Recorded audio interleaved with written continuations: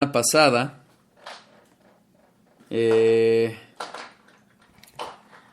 porque no me fue posible prepararlo bien para podérselos dar.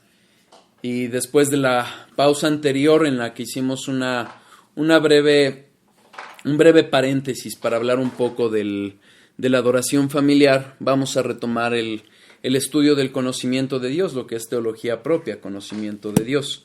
Entonces, el último estudio acerca de este tema terminamos la sabiduría de Dios. Fueron, si no me equivoco, 17 episodios, entonces fue bastante largo. Voy a hacer un muy breve repaso de este atributo. Empezamos viendo cómo Dios es el único sabio Dios. Vimos cómo todo el devenir de la historia no nos demostró sino la sabiduría de Dios, quien hubo acomodado y decretado todo de tal forma en que nos llevara al mayor de los o superior de los bienes, que es el mismo, y por los mejores medios. Finalmente, que Jesucristo viene a demostrar o a develar esa sabiduría de Dios, y es el Evangelio mismo el que da esa evidencia. ¿Qué termina pasando después de que Pablo afirma que Dios es el único sabio Dios? Termina con una alabanza acerca de esa incomprensible sabiduría. Y eso nos debe de llevar a confiar en la sabiduría de Dios, en que Él sabe lo que está haciendo, sabe por qué lo hace, y también a acudir a las Escrituras, a la palabra de Dios, para conocer acerca de esa sabiduría. Vimos cómo Cristo es nuestra sabiduría y por ende, siendo nuestra sabiduría, es también nuestra justificación, nuestra redención y nuestra santificación. Vimos que Dios todo lo que hace lo hace sabiamente. Dios solo ha revelado parte de su sabiduría y la tenemos que conocer, la tenemos que buscar. Vimos que la sabiduría de Dios es una sabiduría que va de la mano con el poder de Dios y es una sabiduría que es incomprensible, que busca el mejor resultado y siempre va a tener la razón correcta, es decir, siempre va a estar respaldada por la verdad, por los hechos, por todo, por cuando nosotros volteamos hacia atrás, veremos cómo es hecho justamente con sabiduría y con perfección esa sabiduría, ¿sí? Aunque no sepamos por qué o para qué suceden las cosas, habremos de confiar en Dios. Vimos también que Cristo es propiamente la sabiduría encarnada y vimos cómo justamente Proverbios, cuando habla de la sabiduría como una persona, tiene mucho paralelo con las palabras de Cristo.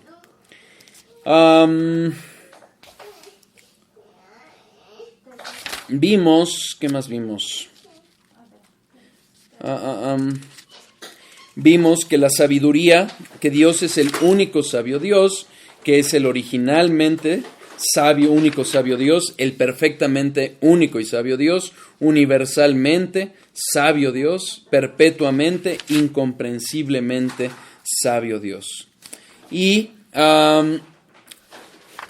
terminamos también viendo las consecuencias acerca de la sabiduría. Y justamente vemos que esa sabiduría, al irla conociendo, nos debe de llevar a un mayor asombro y humildad, a una adoración y alabanza, a agradecimiento, a consuelo ante lo que estemos pasando, a una confianza ciega y, no obstante la confianza ciega, a buscar esa sabiduría de Dios. ¿Por qué? Porque si bien la sabiduría de Dios como tal, la totalidad de la sabiduría de Dios es incomprensible para el ser humano, eso no implica que Dios no nos haga sabios a través de ella. Y concluimos el estudio acerca de la sabiduría de Dios con una reflexión que tomamos de Steve Lawson, que se llama Viviendo con una perspectiva eterna, y fue acerca del Salmo 90, en cómo justamente la eternidad de Dios, en comparación o en contraste con aquella futilidad con la que nosotros vivimos, con ese tiempo con el que nosotros pasamos aquí, que es muy corto, nos debe de llevar a vivir sabiamente. Y bueno, con eso concluimos la sabiduría de Dios y bueno, vamos a dar paso al nuevo atributo. ¿Dudas, comentarios? ¿No? Bueno, creo que estoy viendo aquí comentarios. Si quieren expresar alguna duda, con gusto. Vamos a empezar un atributo que se llama la integridad de Dios. Pocos teólogos son los que lo manejan porque generalmente estos atributos, esto que vamos a ver acerca de la integridad de Dios, lo manejan por atributos por separado. Incluso en la invitación hacia este estudio pudieron ver cómo vamos a empezar con uno de estos atributos. La integridad de Dios. La integridad de Dios, o hablar de integridad, es una palabra cuyo origen es latino. La palabra latina integere, que se refiere a alguna cosa completa o entera. Si nosotros recordamos los atributos de los que hemos hablado, uno de ellos es la perfección de Dios, y cuando hablamos acerca de la perfección de Dios pudimos ver cómo justamente esa perfección habla de algo muy similar, de cómo Dios es completo, que no le falta nada, que no tiene mancha, no tiene ningún defecto, y que es perfecto, que es completo. Y en ese sentido es muy similar la integridad de Dios. Pero a diferencia de la perfección, la integridad se refiere al carácter. Y para poder entender cómo se refiere al carácter, vamos a ver algunas reflexiones o algunos versículos que hablan acerca de la integridad en la Reina Valera. Acompáñenme, por favor, y aquí vamos a ver ejemplos de personas íntegras o que hablan acerca de integridad de las personas, ¿ok? Todavía no llegamos a Dios, pero quiero que entendamos esta parte para entender la palabra y de ahí partir a los atributos concretos de Dios, ¿ok? Génesis 26.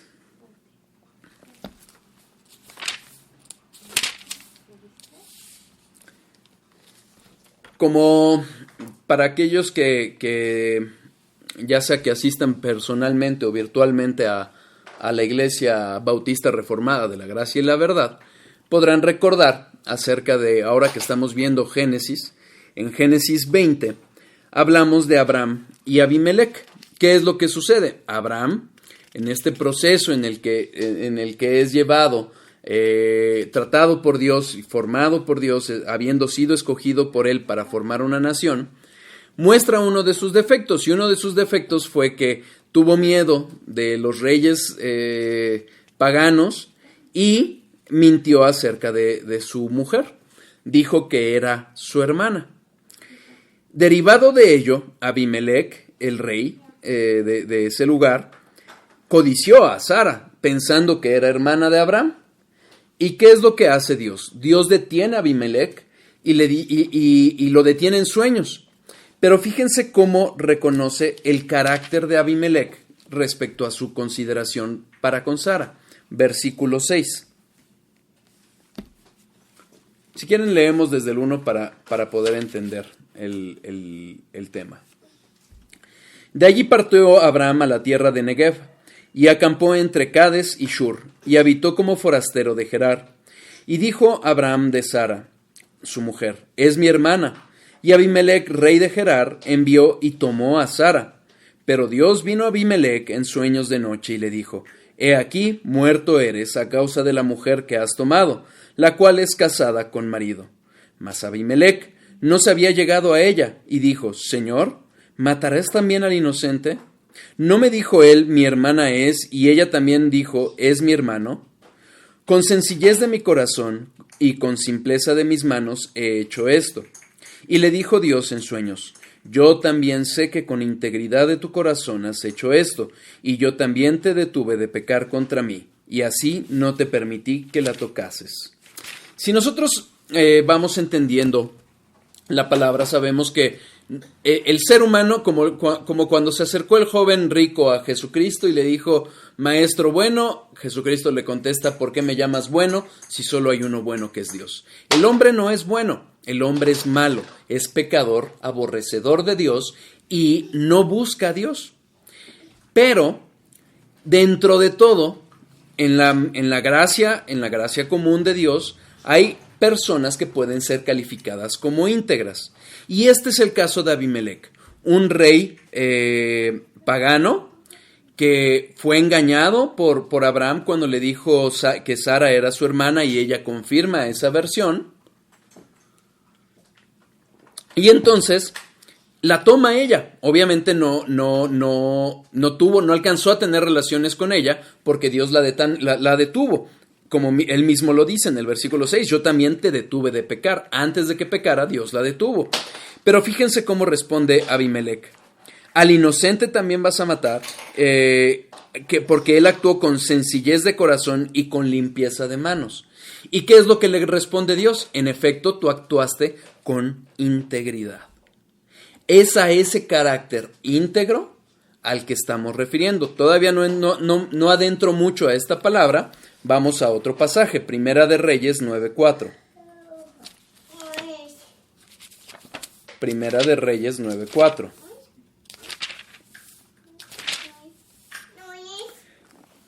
Habla del pacto de Dios con Salomón, el sucesor de David.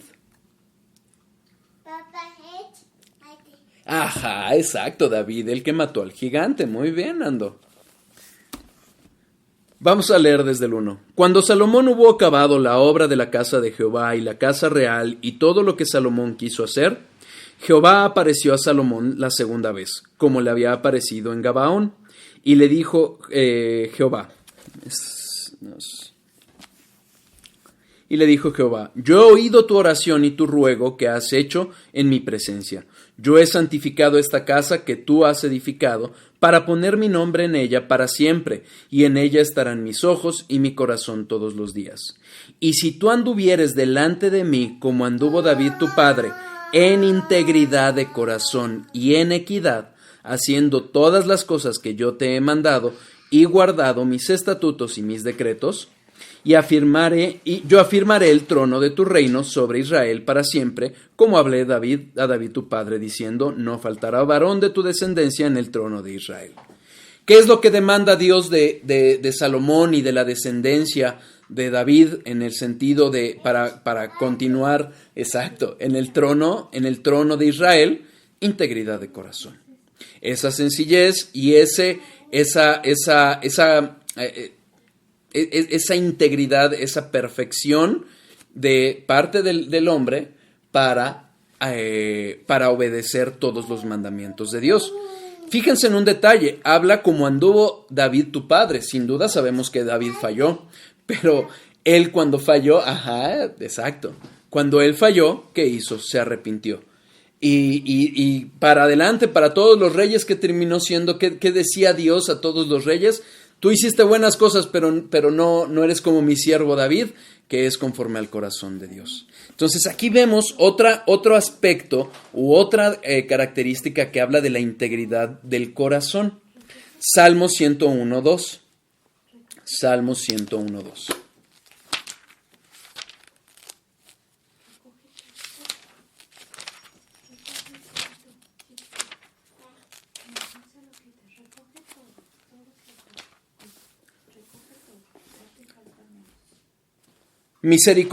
Voy a leer desde el 1. Misericordia y juicio cantaré. A ti cantaré yo, oh Jehová. Entenderé el camino de la perfección cuando vengas a mí. En la integridad de mi corazón andaré en medio de mi casa. No pondré delante de mí de mis ojos cosa injusta. Aborrezco la obra de los que se desvían. Ninguno de ellos se acercará a mí. Vemos nuevamente una característica acerca de la integridad del corazón y que va acompañado justamente de un carácter fiel a Dios, que se agrada en lo que a Dios le agrada y aborrece aquello que Dios aborrece. Estos 3 versículos que leímos y en los que leímos la palabra integridad, esta palabra integridad refieren a la palabra tom, hebrea tom, que refiere completo, recto, perfecto. ¿Ok? Recuerden, estamos hablando en una comparativa de la perfección de Dios, pero esta palabra de integridad se refiere al carácter de las personas. si se fijan en los aspectos que fuimos viendo, referían a la integridad del corazón. No cuestiones físicas, no cuestiones materiales, sino del corazón, del carácter. Vamos a otros ejemplos. Josué 24:14.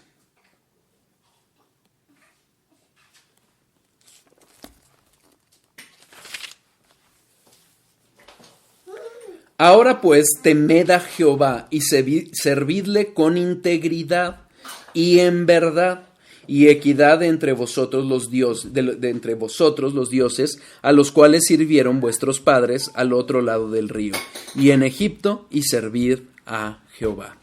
Habla aquí también de un aspecto del carácter que se va a ver manifestado en el servicio, es decir, en la forma en que respondemos a Dios, ¿ok? Esa forma en que respondemos a Dios. Y aquí vamos a ver un detalle en el que vamos a profundizar más adelante, no ahorita, pero fíjense el contraste en servir con integridad a Dios y el servicio o la adoración de dioses falsos, ¿ok? Eso nada más lo dejo puntualizado, pero más adelante vamos a ir a él. En el siguiente libro de Jueces, capítulo 9, versículo 16 a 19. Jueces, capítulo 9, versículos 16 a 19. Ahora pues, si con verdad y con integridad habéis procedido en hacer rey a Abimelech, y si habéis actuado bien con Jeroboam y con su casa, y si le habéis pagado conforme a la obra de sus manos, porque mi padre peleó por vosotros y expuso su vida al peligro para libraros de mano de Madián, y vosotros os habéis levantado hoy contra la casa de mi padre, y habéis matado a sus hijos, 70 varones sobre una misma piedra, y habéis puesto por rey sobre los de Siquem a Abimelech, hijo de su criada, por cuanto es vuestro hermano, si con verdad y con integridad habéis procedido hoy con Jeroboam y con su casa, que gocéis de Abimelech y él goce de vosotros. Nuevamente vemos esta palabra de integridad ahora en relación también, no con un servicio a Dios, pero sí con un proceder, con una forma de actuar, con un hacer íntegro. Salmo 15:2.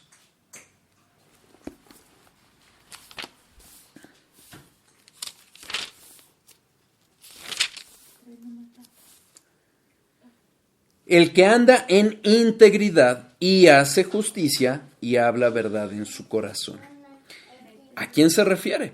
Fíjense en el primer versículo. Jehová, ¿quién habitará en tu tabernáculo? ¿Quién morará en tu monte santo? El que habita en integridad y hace justicia y habla verdad en su corazón. Si alguien cumple perfectamente esta descripción, ¿quién es? Jesús. Y por ello necesitamos de Jesús, de su justicia perfecta para estar delante de Dios, porque solo Él anduvo íntegramente. Entonces, nuevamente vemos en estos tres aspectos un aspecto, una palabra que es integridad en el hacer, en el actuar, en el vivir, ¿ok? El que anda en integridad. Estos cuatro versículos en realidad que hemos estado viendo, hablan de una palabra, integridad, que proviene del hebreo tamim. Nuevamente, entero, sin defecto, recto, sin tacha. Si nosotros nos vamos viendo los paralelos y recordamos lo que vimos cuando hablamos de la perfección de Dios, vamos a ver cómo claramente va un paralelo con esa perfección, hablando de lo completo que es Dios y de lo completo que es la integridad de la que habla, de lo completo que es el carácter y el actuar de aquel que es íntegro o que obra con integridad. Hay otra palabra, segunda de Crónicas 19:9.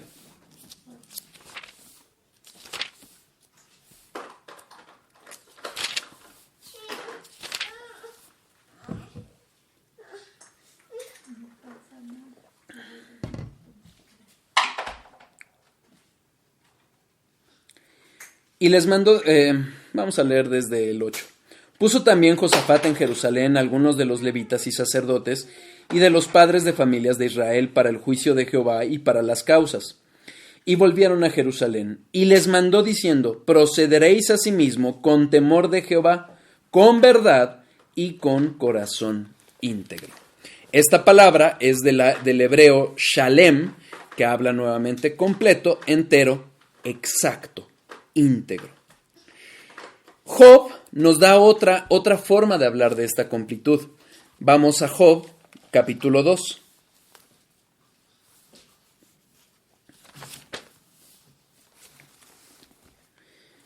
Versículos 3 y 9. Y Jehová dijo a Satanás, ¿no has considerado a mi siervo Job, que no hay otro como él en la tierra, varón perfecto y recto, temeroso de Dios y apartado del mal, y que todavía retiene su integridad, aun cuando tú me incitaste contra él para que lo arruinaras sin causa? Versículo 9.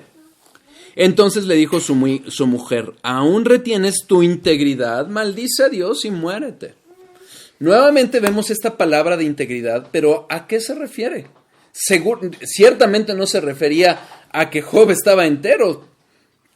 Había perdido infinidad de cosas, había perdido a sus hijos, había sido afectada su salud. Pero ¿a qué se refiere?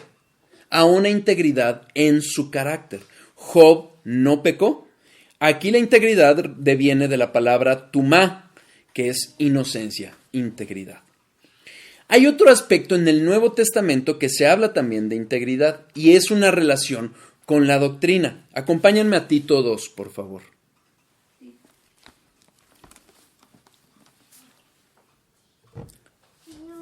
Vamos a leer desde del 6 al 8. Tito 2, del 6 al 8.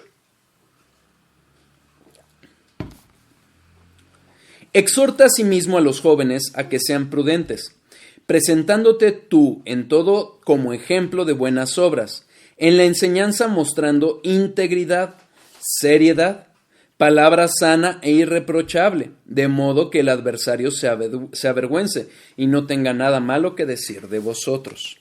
Esta palabra integridad viene del griego adiapsoria, que se refiere a incorruptibilidad y pureza.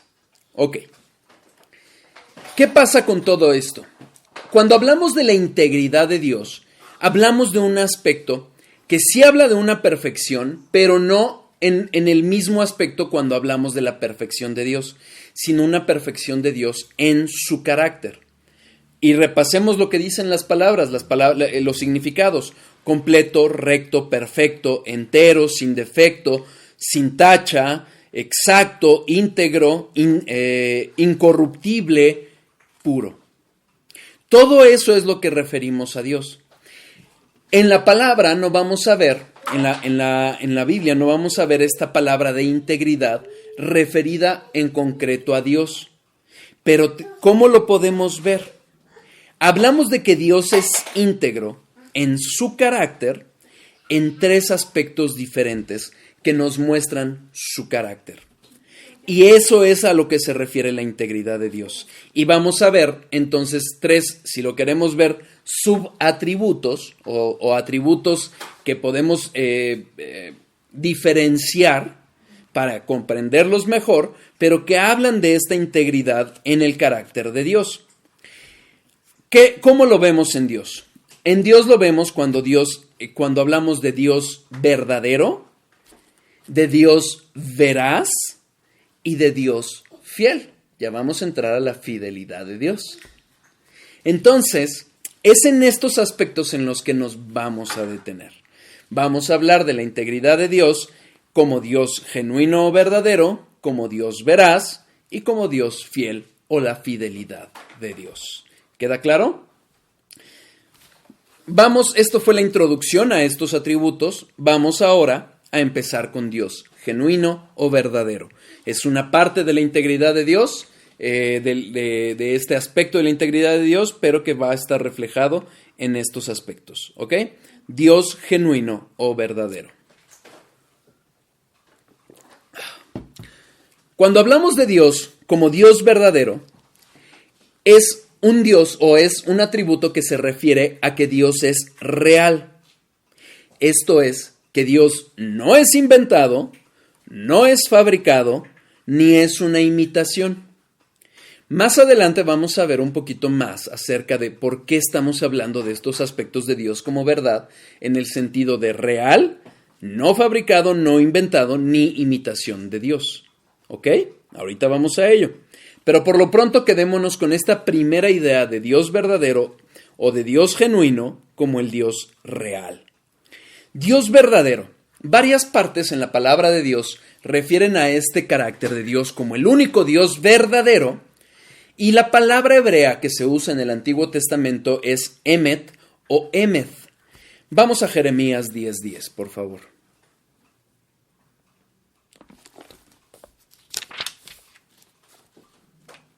Aquí no voy a leer el contexto. ¿Por qué? Porque más adelante sobre este mismo tema que estamos hablando de verdadero, lo vamos a ver. Aquí yo nada más quiero que lean este aspecto o esta característica que destaca el profeta acerca de Dios. Mas Jehová es el Dios verdadero. Él es Dios vivo y Rey eterno. A su ira tiembla la tierra y las naciones no pueden sufrir su indignación. Quedémonos con la primera frase. Mas Jehová es el Dios verdadero. Esta palabra verdadero viene del hebreo emet o emed, que quiere decir estabilidad, ciertamente, verdad, confiabilidad. Charles Hodge dice que la idea de verdadero se refiere a lo real en oposición a lo ficticio o imaginario. Como Dios es verdadero, como Dios es real, como su ser, más que su existencia, su ser, es apegado a la verdad y es cierto, es confiable. A eso se refiere que Dios es verdadero. El Nuevo Testamento también refiere a Dios como Dios verdadero. Vamos a Juan 17:3. Recordemos que aquí está empezando Cristo, ese ministerio al que estaba a punto de empezar, ya se acercaba el momento de la pasión y sería entregado a los gentiles y empieza ese ministerio que hoy sigue ejerciendo de mediación por sus hijos. Juan 17:3. Y esta es la vida eterna, que te conozcan a ti, al único Dios verdadero y a Jesucristo, a quien has enviado. Si han visitado la página de Facebook, que supongo que sí, porque aquí estamos conectados, acerca de Palabra, Verdad y Vida, van a poder ver en la parte superior que justamente este es uno de los versículos base del estudio, que conozcamos a Dios. Pero ¿cómo lo define Juan? Al único Dios verdadero. ¿Cuál es el conocimiento más importante que tenemos que tener? Dios, exactamente, Dios. Y aquí Juan refiere a esa oración de Jesús, que te conozcan a ti, al Dios verdadero. La palabra griega es aletzinos o aletzeia, y se refiere a verdad, verdadero, sincero, verdaderamente. Vamos a ir un poco más adelante. Hodge dice, el mismo Charles Hodge, da una idea de apertura de aquello que no está escondido. Es decir, Dios se da a conocer, ¿y qué va a dar a conocer? Sino al Dios verdadero, que es Él. ¿Vamos claros? Ok. Este Dios verdadero refiere, por un lado, a la veracidad de Dios, es decir, que es genuino, es decir, no es chafa, no es una imitación, es auténtico o real. Berkhoff dice, y esto es un poquito complicado, pero vamos a tratar de entenderlo porque a mí me costó mucho trabajo entenderlo. Berkhoff dice, en Él, esto es en Dios, la idea de la divinidad está perfectamente cumplida. Él es todo lo que como Dios debería de ser. Cuando vamos conociendo teología, cuando vamos adentrándonos a la teología, nos vamos dando cuenta que hay mucha filosofía y es necesario conocer cierta filosofía. Ya les he hablado acerca de la esencia. Y la esencia es aquello que hace que un ser sea lo que es y no otra cosa. Bueno, más o menos es esta misma idea, ¿ok? El hecho de que hablemos de Dios como Dios verdadero es que Dios llena todo lo que debe de ser Dios, la deidad, ¿ok? Todo lo que deberíamos, no lo hacemos, deberíamos de concebir como Dios, como la idea de Dios, es ese Dios verdadero del que habla la Biblia. Les voy a poner un ejemplo. Alguna vez, viendo algún debate, o algunos debates, porque esto es muy común entre los que se dicen ateos, sabemos que no hay ateos, pero los que se dicen ateos, ¿qué dicen? Bueno, si Dios es el origen de todo, ¿quién hizo a Dios? Si nosotros hablamos de que alguien hizo a Dios, entonces ya no estamos hablando de Dios. ¿Me explico? ¿Quién es Dios? La idea, la concepción de Dios es el Dios de la Biblia. Un Dios que no es creado, un Dios todopoderoso, sabio, eterno y todos los atributos que hemos visto. Esta idea de Dios refiere a eso. Voy a volver a leer lo que escribe Berkhof. En él, en Dios, la idea de la divinidad está perfectamente cumplida. Él es todo lo que como Dios debería de ser. Si hay una concepción, si hay una verdadera concepción de lo que es Dios, de lo que debe ser Dios, es el de la Biblia. Hodge lo expresa con un poco más de claridad. Lo verdadero es lo que se ajusta totalmente a su idea, a lo que afirma ser. Si Dios dice que es Dios, es porque es ese Dios verdadero, lo que llena toda la idea de lo que es Dios. Ojo, esto no quiere decir que si yo imagino que Dios es todo amor y no justicia, eso no tiene que ser ajustado a Dios. No. Lo que debe de ser Dios, la esencia de Dios, la satisface, la llena completamente el único Dios verdadero, el Dios de la Biblia. ¿Queda claro? No lo que yo concibo en mi corazón, en mi mente como Dios. No. El Dios verdadero, tal como debe de ser. Y para ello nos ha dejado la Biblia. Este aspecto de cómo se empalma la Biblia con la verdad de Dios, lo vamos a ver en el siguiente aspecto, que es Dios veraz. Porque Dios es exactamente como se revela a sí mismo. ¿Ok?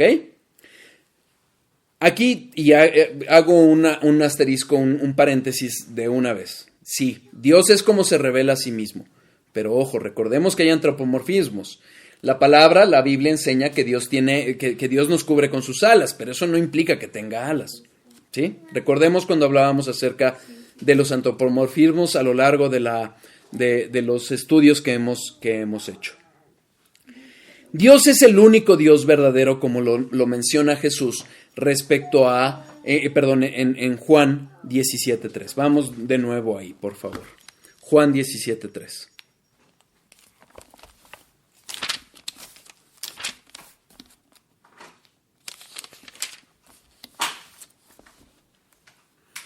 Y esta es la vida eterna, que te conozcan a ti, al único Dios verdadero, a Jesucristo, a quien has enviado. Cualquiera podría decir, mira, está haciendo una distinción entre el Dios verdadero y Jesús. No. Eso no es lo que está diciendo Cristo.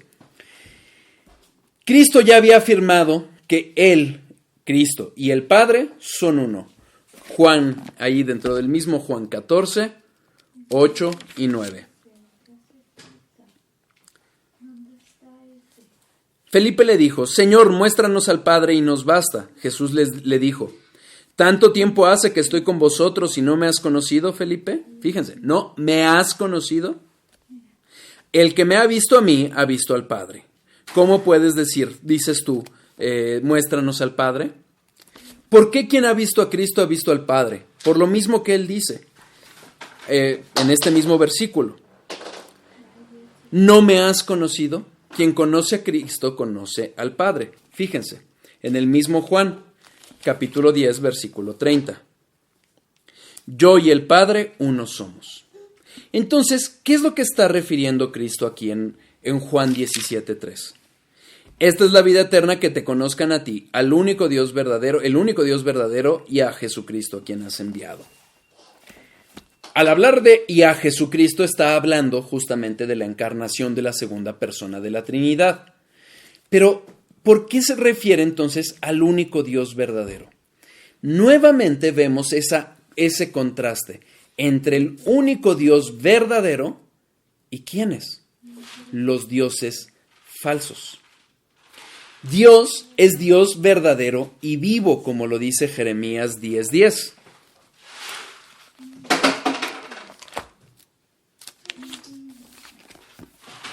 Jeremías 10:10.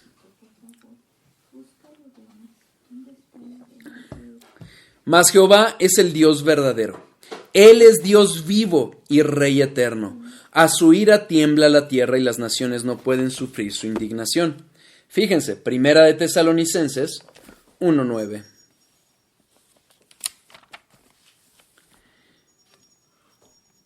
Vamos a leer desde el 8. Porque partiendo de vosotros ha sido divulgada la palabra del Señor, no solo en Macedonia y Acaya, sino que también en todo lugar vuestra fe en Dios se ha extendido, de modo que nosotros no tenemos necesidad de hablar nada, porque ellos mismos cuentan de nosotros la manera en que nos recibisteis y cómo os convertisteis de los ídolos a Dios, para servir al Dios vivo y verdadero, y esperar de los cielos a su Hijo, al cual resucitó de los muertos, a Jesús, quien nos libra de la ira venidera. ¿Qué vemos en este versículo? El contraste entre el único Dios vivo y verdadero, ¿con quiénes? Con los ídolos, con los dioses falsos. ¿Ok? A eso es a lo que está refiriendo Jesucristo en esa oración. Fíjense, Apocalipsis 6:10.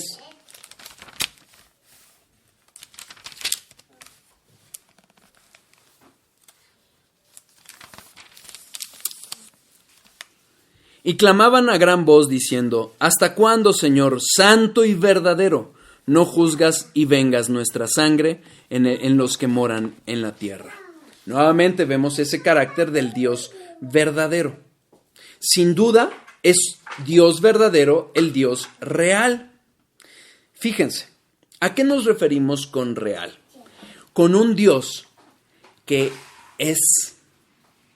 Más que decir como Dios existe, Dios es. ¿Ok? Ese Dios que es un Dios real. ¿Cómo lo vamos a saber? Segunda de Samuel 7:22. Segunda de Samuel 7:22.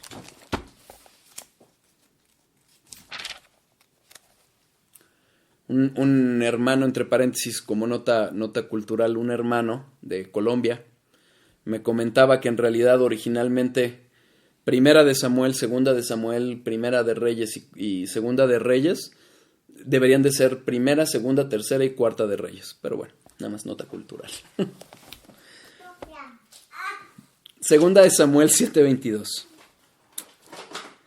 Por tanto, tú te has engrandecido, Jehová Dios, por cuanto no hay como tú, ni hay Dios fuera de ti, conforme todo lo que hemos oído con nuestros oídos. ¿Ok? Esas palabras de Dios que han oído los pueblos. Se ha engrandecido, se ha manifestado Dios. Vamos poco a poco. Primera de Reyes 8:60.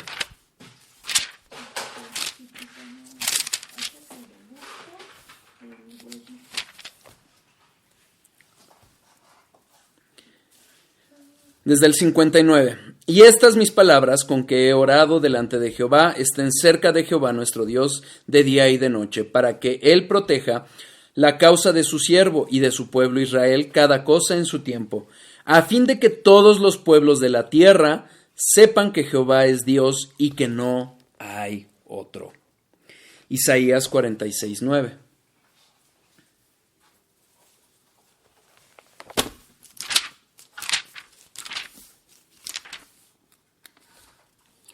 Acordaos de las cosas pasadas, desde los tiempos antiguos, porque yo soy Dios y no hay otro Dios, y nada hay semejante a mí, que anuncio lo por venir desde el principio y desde la antigüedad lo que aún no era hecho, que digo, mi consejo permanecerá y haré todo lo que quiero, que llamo desde el oriente al ave y de tierra lejana al varón de mi consejo.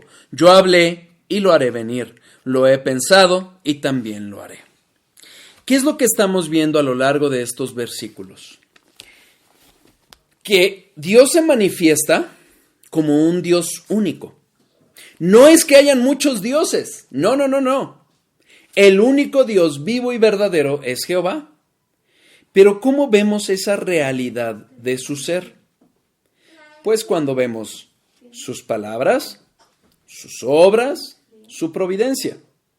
Cuando nosotros recordamos sus profecías cumplidas, sus maravillosas obras hechas, sus bendiciones providenciales, todo ello evidencian que hay un único y verdadero Dios, que cumple lo que promete, que obra, que es real, que actúa en su providencia. ¿Recuerdan lo que dice Romanos 1? Nadie tiene excusa respecto a la existencia de Dios. ¿Por qué?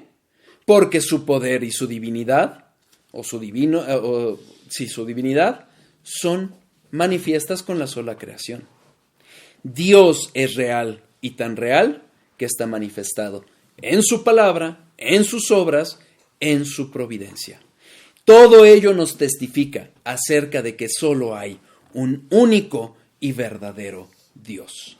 Jehová, que se ha revelado en la palabra de Dios. ¿Queda claro? Sí. ¿Dudas? ¿No?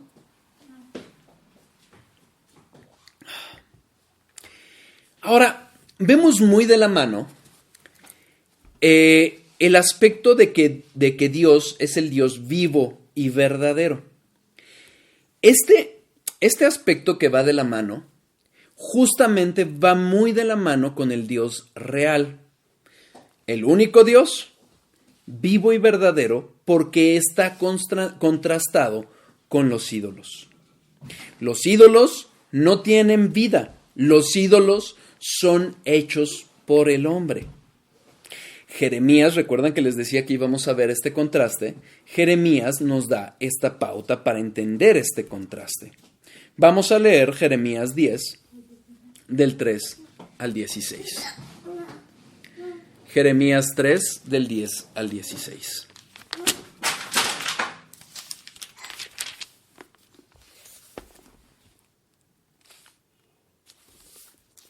Jeremías 10, del 3 al 16.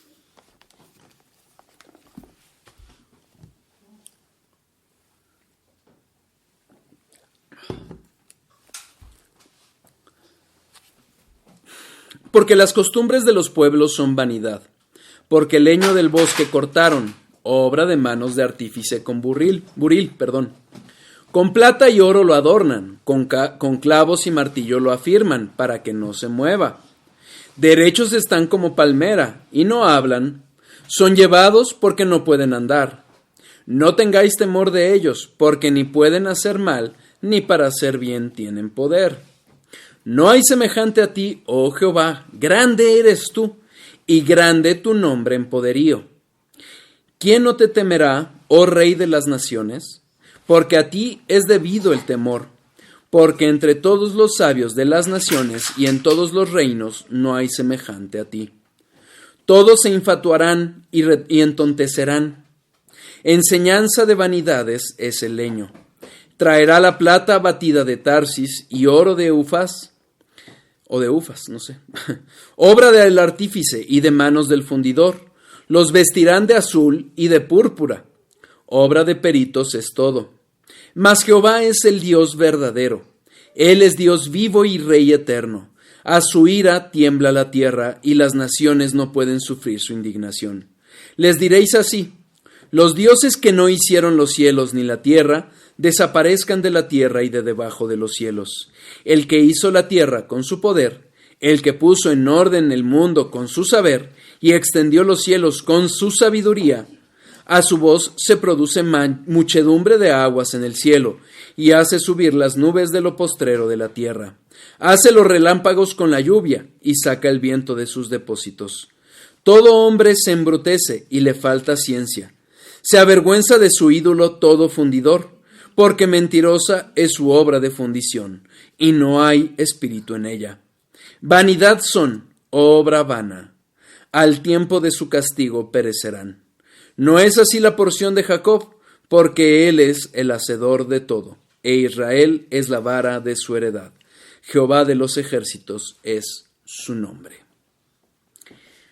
¿Qué nos enseña Jeremías aquí?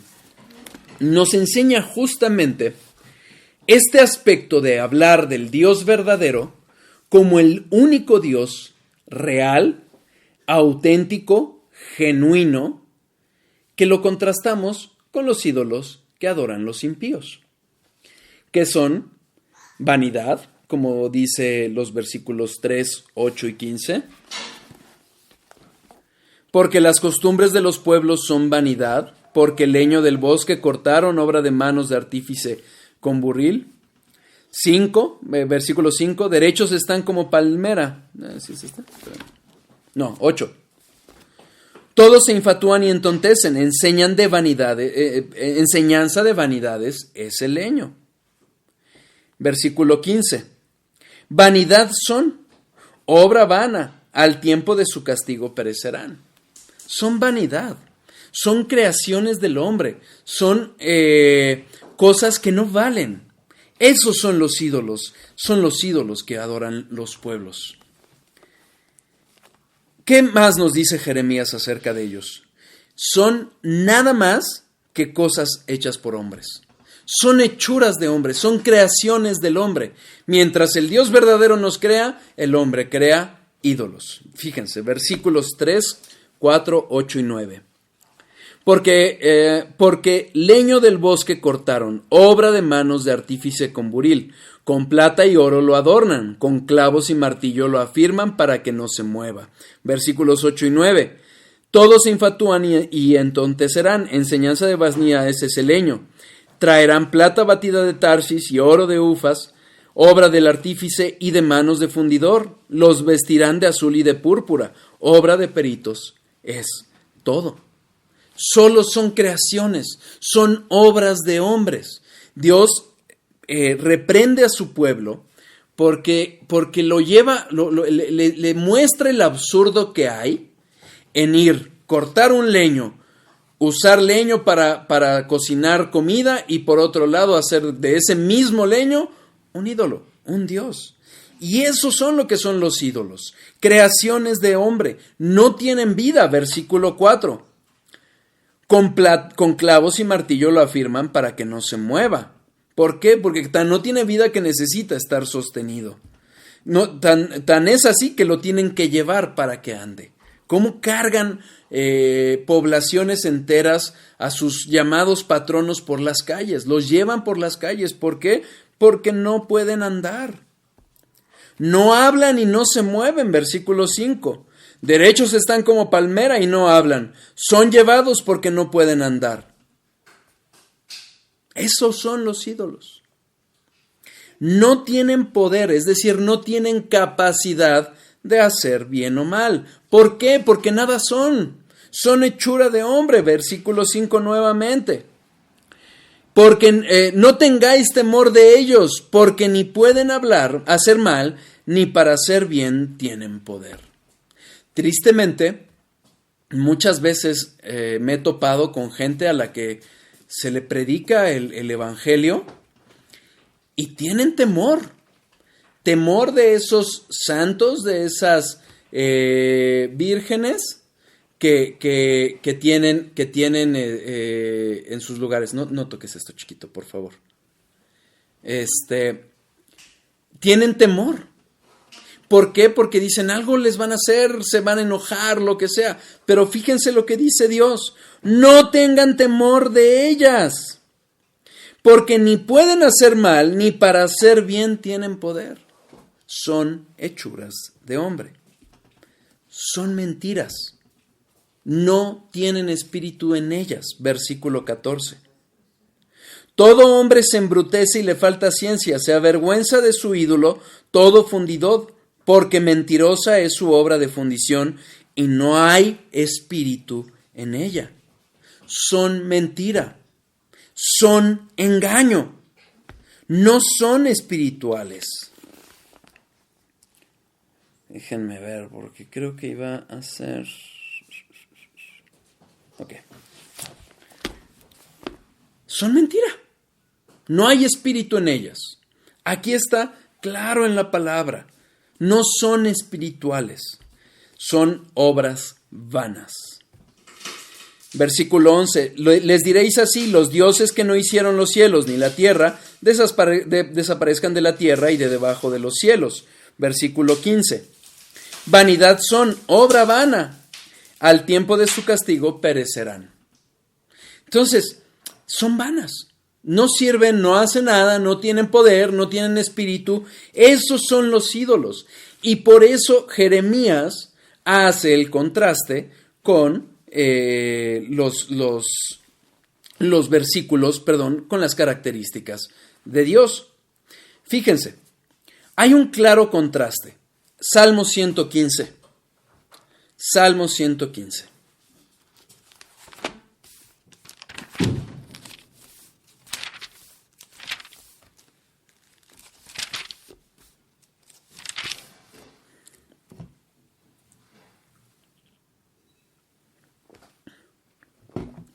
Versículos 3 a 9. Nuestro Dios está en los cielos, todo lo que quiso ha hecho. Los ídolos de ellos son plata y oro, obra de manos de hombres. Tienen boca, mas no hablan, tienen ojos, mas no ven, orejas tienen, mas no oyen, tienen narices, mas no huelen, manos tienen, mas no palpan, tienen pies, mas no andan, no hablan con su garganta. Semejantes a ellos son los que los hacen y cualquiera que confía en ellos. Versículo 9. Oh Israel, confía en Jehová, Él es tu ayuda y tu escudo. Características muy semejantes a las que habla Jeremías. Isaías 46.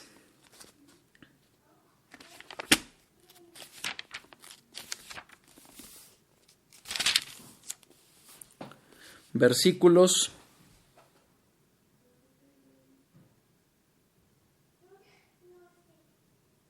5 a 10.